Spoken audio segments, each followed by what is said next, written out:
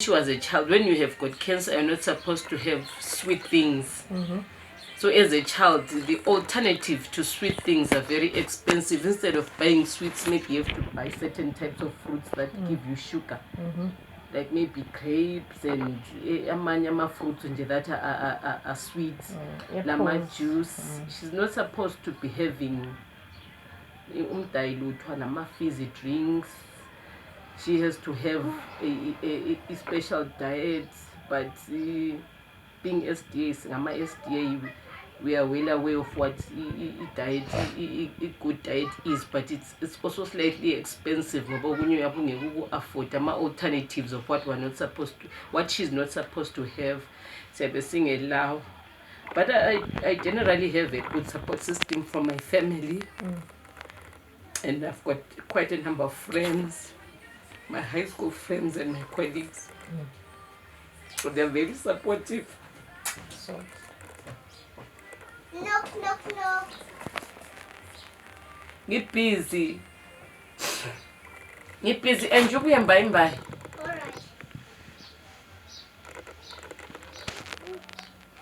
Alright, and then maybe asikhulumeni ngosisi la. Usisi ukugula kwakhe, is it affected esikolo?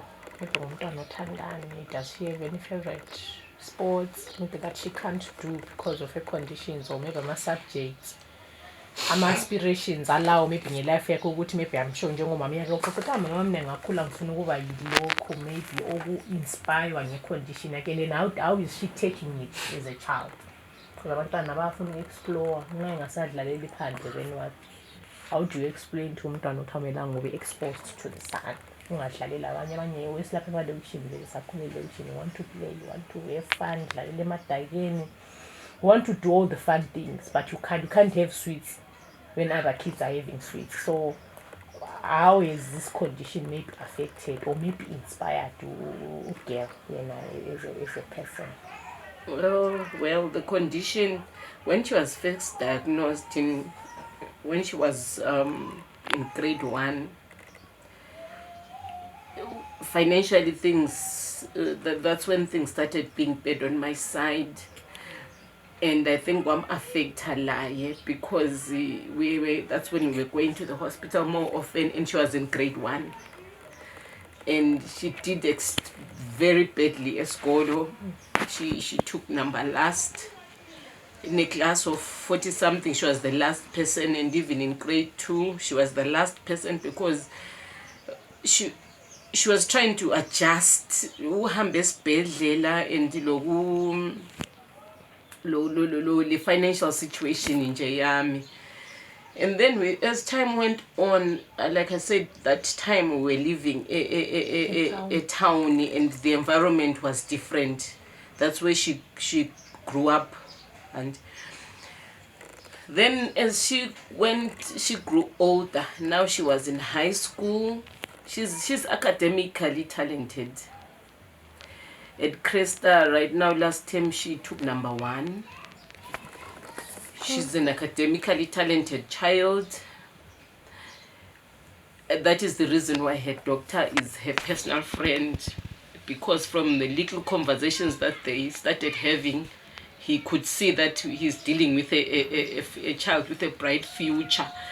And she has accepted that she's not supposed to be in the sun. She does not do sports. She does not do outdoor activities. And currently she's the president for the debate club at Cresta. Those are indoor activities. And she also is a member of Scripture Union. That is also an indoor activity. She was in Form 1. She went to Plumtree High School, but I could not keep her at Plumtree because of the school fees. So I moved her to Cresta. At Plumtree, she was the only outdoor activity. She was the leader for the agriculture team.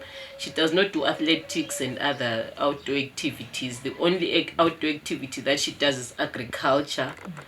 And she because she got a 1 in agriculture in grade 7, and she's been getting A's even right now. And then she it has inspired her because with this life that we're living, technology, bahlezi begoogla, you know, udokotela ngamtshela ulutho, she wants to find out how far true it is. When she was in grade 6, she wanted to be a pathologist because they were always taking her bloods to confirm. Every time when she goes for surgery, they take the bloods so that they find out what's there. So she found it interesting that somebody wants to go and study your blood. Then eventually, as she went on to be a fully-fledged teenager, she noticed that this xeroderma is affecting her face because all these surgeries are on her face, and she now wants to do dermatology so that she can even have a beauty line, so that she can make products to do with the face. And she's a science student right now. She's in Form 3 and she's doing 11 subjects, of which she wants to be a doctor and study those 7 years. It has inspired her. So the other time I was asking her,